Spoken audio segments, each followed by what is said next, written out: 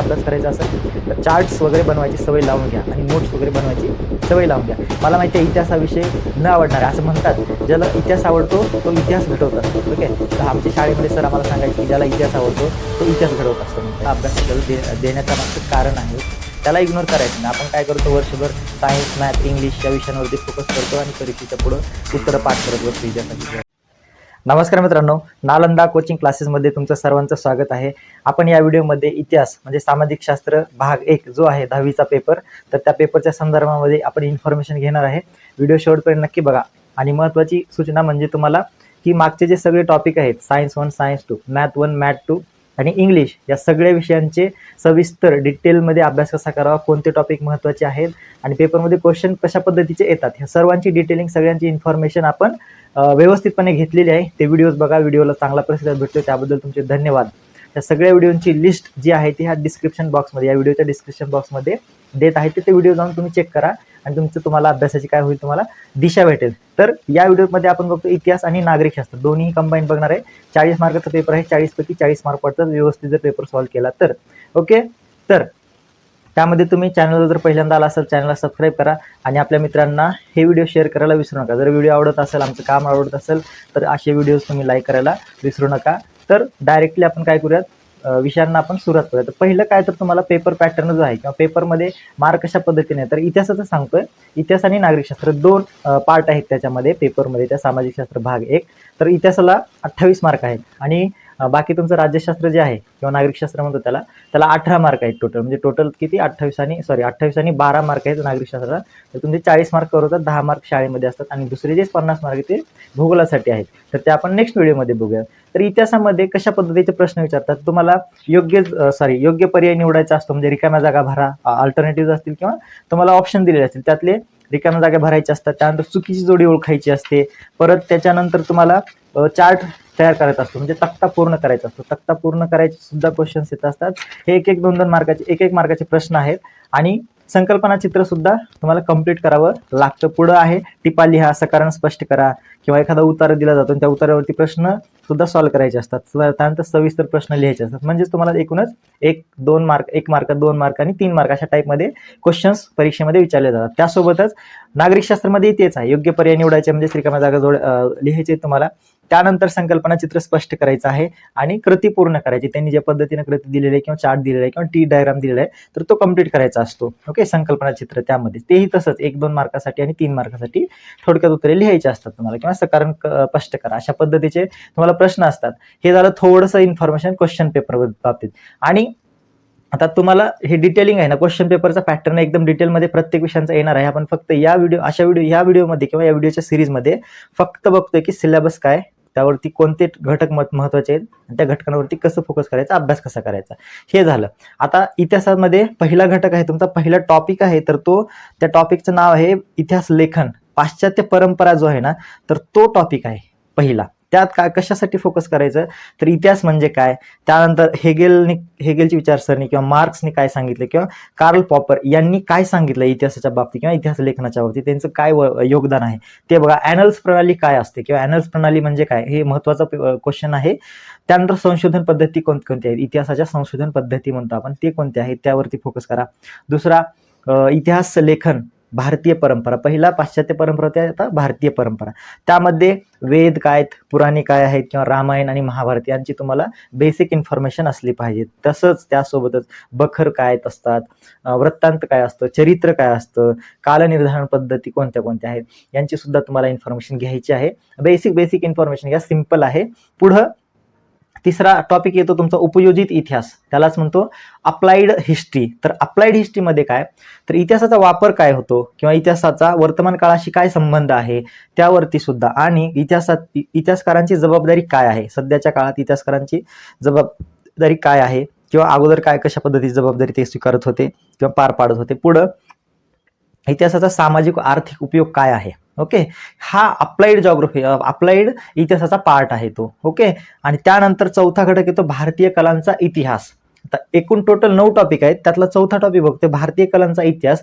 तर त्यामध्ये कला कोणत्या होत्या, नृत्य कला असेल, संगीत कला असेल, वास्तुशास्त्र कला असतील, त्यानंतर चित्रकला आहे, पुरातत्व कला असतील, या सर्व गोष्टींच्या सर्व घटकांचा तुम्हाला डिटेलमध्ये अभ्यास करायचा आहे तुम्हाला. परीक्षेमध्ये क्वेश्चन्स किंवा आन्सर प्रश्न येत असतात.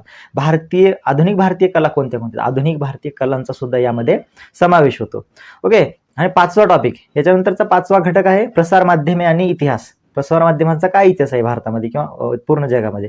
तर त्यामध्ये वृत्तपत्र असतील, मासिके असतील, रेडिओ असतील किंवा दूरध्वनी असेल किंवा दूरदर्शन असेल, आता हे झाले तुमचे ओल्ड टाईपमध्ये. पण आता सध्याला डिजिटल माध्यम आहेत बरोबर, बरेच सारे. माध्यमांच्या इतिहासात काय योगदान आहे, या जे प्रसार माध्यम आहेत त्या प्रसार माध्यमांचा इतिहासामध्ये काय योगदान आहे, कशा पद्धतीने योगदान केलेलं आहे ते सुद्धा तुम्हाला त्यात समावेश करायचा आहे. ओके. 6वा टॉपिक आहे मनोरंजन माध्यमे आणि इतिहास. मनोरंजन माध्यमांचा इतिहासामध्ये काय संबंध आहे किंवा इतिहासाचा आणि मनोरंजन माध्यमांचा काय संबंध आहे. तर त्यात मनोरंजन कोणते कोणते असतील, नाटक आहे, चित्रपट आहे, दूरदर्शनवरच्या मालिका असतील किंवा साहित्य आणि इतिहास असेल, या घटकांचा मनोरंजनाच्या साधनांमध्ये समावेश होतो. ओके. पुढं 7वा टॉपिक आहे खेळ आणि इतिहास. आता खेळांचा आणि इतिहासाचा काय संबंध आहे, बरोबर आहे ना. उपयोजित इतिहास आहे, पुस्तकाचं नावच आहे उपयोजित इतिहास. तुम्हाला त्याच्यामुळे अशा पद्धतीचे टॉपिक आहेत. प्राचीन खेळ कोणते होते, आधुनिक खेळ कोणते किंवा आधुनिक ऑलिम्पिक गेम्स असतील किंवा क्रीडा कलांचा विकास कसा झाला किंवा भारतीय क्रीडाचा विकास कशा पद्धतीने होत गेला आणि क्रीडापटू कोणते कोणते आहेत त्यांची इन्फॉर्मेशन आणि क्रीडा संस्था कोणत्या आहेत, क्रीडापटू आणि क्रीडाच्या रिलेटेड संस्था कोणत्या कोणत्या गव्हर्नमेंट असतील त्या संस्थांची तुम्हाला इन्फॉर्मेशन कलेक्ट करायची आहे, इन्फॉर्मेशन लक्षात ठेवायची आहे. 8वा टॉपिक आहे पर्यटन आणि इतिहास. पर्यटनाचे प्रकार कोणते कोणते, ऐतिहासिक पर्यटन असेल किंवा उद्योग पर्यटन असेल किंवा शैक्षणिक पर्यटन असेल किंवा सांस्कृतिक पर्यटन असेल, या सगळ्या प्रकारांचा तुम्हाला अभ्यास करायचा आहे. 1-2 मार्कासाठी टिपा लिहामध्ये अशा पद्धतीचे प्रश्न येतात. त्यानंतरचा आहे वारसा संवर्धन. शेवटचा टॉपिक आहे तुमचा ऐतिहासिक ठेव्यांचे जतन, म्हणजे जागतिक वारसा म्हणतो आपण त्या टाईपमध्ये. तर वारसा स्थळे कोणते कोणते आहेत त्यांची माहिती लक्षात ठेवा. पुरातत्व विभाग म्हणजे काय, ते काय करतं, किंवा आर्किओलॉजिकल सर्व्हे ऑफ इंडिया त्याची इन्फॉर्मेशन घ्या. संग्रहालय हे काय असतात, वस्तू संग्रहालय म्हणतो आपण त्याला, त्यांचं संवर्धन आणि त्यांची पुनर्स्थापना याबद्दलची इन्फॉर्मेशन आपल्याला जमा करायची आहे, त्याच्याबद्दल आपल्याला माहिती घ्यायची आहे आणि माहिती करून घ्यायची. ओके. हे झालं इतिहासात टोटल 9 टॉपिक आहेत. ओके. आता राहिलेले तुमचा जो भाग आहे, आता हे टॉपिक झाले आणि त्यातले महत्त्वाचे घटक झाले. तर अभ्यास कसा करायचा ह्यांचा, तर इतिहासाचा अभ्यास करत असताना सगळ्यात महत्त्वाची गोष्ट काय, तुम्हाला दर आठवड्याला एक टॉपिक कंप्लीट करायचं. इथून पुढे आतापर्यंत जसं नाही केलं असेल तर इथून पुढे दर आठवड्याला एक टॉपिक तुमचा कंप्लीट झाला पाहिजे. म्हणजे 9 आठवड्यामध्ये तुमचं पूर्ण इतिहास काय होतं, कंप्लीट होतं. दर आठवड्याला एक टॉपिक व्यवस्थित झाला पाहिजे. त्यातले अवघड जेवढे काही शब्द आहेत त्या सगळे अवघड शब्द तुम्ही एका पेजवरती एका नोटबुकवरती वेगळ्या ह्याच्यामध्ये लिहून ठेवा. तुम्हाला त्याच्यावरती फोकस करायचा असतो. त्यानंतर चार्ट तयार करायचे. उदाहरणार्थ चार्ट कोणते तयार करा, टाइप्स ऑफ मीडिया त्याचे चार्ट तयार करा. त्याच्यानंतर इंडियन आर्ट फॉर्म्स कोणते कोणते त्याचा चार्ट करा. अशा पद्धतीने छोटे छोटे चार्ट बनवा, म्हणजे तुम्हाला जास्त इन्फॉर्मेशन एकाच ठिकाणी भेटत असते. पुढे आहे प्रत्येक टॉपिक जो आहे त्या प्रत्येक टॉपिकचे शॉर्ट नोट्स बनवा. 1 ते 2 पेजेसमध्ये शॉर्ट नोट्स बनवा जी तुम्हाला समजतील. ओके. शॉर्ट नोट्स बनवा, लास्ट मोमेंटला तुम्हाला रिव्हिजन करण्यासाठी सोपं पडतं. त्यानंतर मागच्या 3-4 वर्षांच्या क्वेश्चन पेपरला ॲनालिसिस करा आणि मग ॲनालिसिस केल्यानंतर कोणता टॉपिक किंवा त्या टॉपिकमधला कोणता घटक महत्त्वाचा आहे तो सुद्धा तुम्हाला कळतो. म्हणजे एक्सपेक्टेड क्वेश्चन्स काय आहेत याच्यावरती सुद्धा फोकस करा. पुढे आहे चॅप्टर वाईज टेस्ट सोडवायचा प्रयत्न करा. चॅप्टर वाईज टेस्ट सोडवा आणि तुम्हाला पुढे जायचं आहे तर छोट्या आन्सर्स रायटिंगची काय करायची सवय लावून घ्यायची. आन्सर रायटिंगची सवय लावून घ्या आणि बोर्डाचे जे 2-3-4 पेपर असतील तर ते पेपर तुम्ही काय करा, गो थ्रू करा, सॉल्व्ह करा. हार्ड टॉपिक जातील तुम्हाला, हार्ड टॉपिक असतील. आता सगळेच टॉपिक असे नाहीत की सोपे जाणार आहेत, काही सोपे असतात काही अवघड असतात. त्याच्यामुळे तुम्हाला हार्ड टॉपिकवरती जास्त फोकस करायचा. हार्ड टॉपिकला त्याच्यावरती क्वेश्चन आन्सर लर्न करायचा प्रयत्न करा. हार्ड वर्ड्स त्याच्यातले काढा किंवा ते टॉपिक परत काय करा, रिवाईज करा. ओके. परत पुस्तकातले किंवा लेसनमधले जे डेफिनेशन्स आहेत कशाला काय म्हणतो हे सुद्धा लक्षात ठेवा. एका वेगळ्या वहीमध्ये एका वेगळ्या पेजमध्ये लिहून घ्या. आणि संकल्पनांमध्ये फरक काय, 2 संकल्पनांमध्ये फरक काय असतो तर तोही लक्षात ठेवा. ओके. आणि लास्ट येतो तुमचं डायग्राम्स महत्त्वाचे आहेत. डायग्राम्स बनवा, पाय चार्ट बनवा किंवा चार्ट किंवा टी डायग्राम बनवा. त्या फॉर्ममध्ये अभ्यास करा म्हणजे तुम्हाला एकदम सोप्या पद्धतीने अभ्यास पूर्ण पद्धतीने होतो. कमी वेळामध्ये जास्त अभ्यास करायचा असेल तर चार्ट्स वगैरे बनवायची सवय लावून घ्या आणि नोट्स वगैरे बनवायची सवय लावून घ्या. मला माहिती आहे इतिहासाविषयी न आवडणार असं म्हणतात, ज्याला इतिहास आवडतो तो इतिहास घडवत असतो. ओके. आमच्या शाळेमध्ये सर आम्हाला सांगायचे की ज्याला इतिहास आवडतो तो इतिहास घडवत असतो म्हणतायत. तर तुम्हाला इतिहासाची आवड असली पाहिजे. इतिहास हा खूप खूप महत्त्वाचा विषय आहे. ओके. इतिहास आहे तर आपण भविष्यामध्ये आपण चांगल्या गोष्टी करू शकतो इतिहासाच्या आधारावरती. ओके, हाच इतिहासाचा अभ्यास आपल्याला देण्याच्या मागचं कारण आहे. ओके, त्याला इग्नोर करायचं नाही. आपण काय करतो, वर्षभर सायन्स, मॅथ, इंग्लिश या विषयांवरती फोकस करतो आणि परीक्षेच्या पुढं उत्तरं पाठ करत बसतो इतिहासाची पुढे. असं नाही करायचं, आपल्या डिटेलमध्ये अभ्यास करायचा. त्यांनी दिलं त्याच्या मागचं काही कारण असू शकतं, गव्हर्नमेंटने उगाच सिलेबसला टाकलं नाही तो सब्जेक्ट, त्यामुळे तुम्हाला त्यावरती सुद्धा फोकस डिटेल तुम्हाला स्टडी करायचे. ओके, आपण आहे त्यावरती टॉपिक वाईज तुम्हाला लेसन येतील, लेक्चर येतील, शॉर्ट फॉर्ममध्ये किंवा शॉर्टमध्ये एकदम व्यवस्थित वन शॉट सोल्युशन म्हणल्यासारखं. ओके, आता हे पुढे तुमचं झालं इतिहास. तर इतिहासाचं झालं तर आपण आता पुढे बघणार आहे की राज्यशास्त्राचं काय कॉन्सेप्ट आहे याच्यामध्ये, किंवा राज्यशास्त्राचा काय संबंध आहे, किंवा राज्यशास्त्राला कशा पद्धतीने प्रश्न येतात. आपण बघितलं की येतात प्रश्न त्या पद्धतीचे, रिकाम्या जागा असतील किंवा संकल्पना चित्र तयार करा, टिपा लिहा असेल, किंवा थोडक्यात उत्तरे लिहा, अशा पद्धतीचे असतात. पुढं होतं तुमचं की इतिहासामध्ये झालं. आता नागरिकशास्त्र जे आहे किंवा राज्यशास्त्र आहे त्याच्यात महत्वाचे घटक किंवा टॉपिक इथे आहेत. तर टोटल 5 टॉपिक आहेत नागरिकशास्त्राचे. त्या 5 टॉपिकमध्ये महत्वाचे घटक कोणते आहेत? पहिला टॉपिक जो आहे ना राज्यशास्त्राचा, तर तो आहे संविधानाची वाटचाल. संविधानाची वाटचाल टॉपिकमध्ये कोणते घटक महत्वाचे आहेत तर बघा, पहिला घटक आहे भारतीय संविधानाची निर्मिती कशी झाली, संविधान सभा म्हणजे काय, त्यात कोणत्या किती संख्या होती किंवा संख्याबळ किती होतं. पुढं मसुदा समिती म्हणजे काय, अध्यक्ष कोण होते, सदस्य कोण होते. त्यानंतर संविधानाची वैशिष्ट्ये काय आहेत, परत मूलभूत अधिकार म्हणजे काय, मूलभूत कर्तव्य म्हणजे काय, ती कोणती आहेत हे सुद्धा लक्षात ठेवायचं आहे.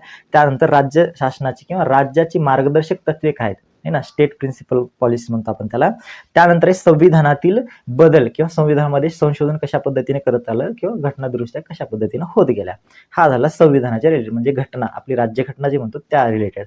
दुसरा घटक आहे निवडणूक प्रक्रिया. निवडणूक प्रक्रियेमध्ये महत्वाचे घटक आहे लोकशाही म्हणजे काय आणि निवडणुका कशा पद्धतीने पार पडत असतात.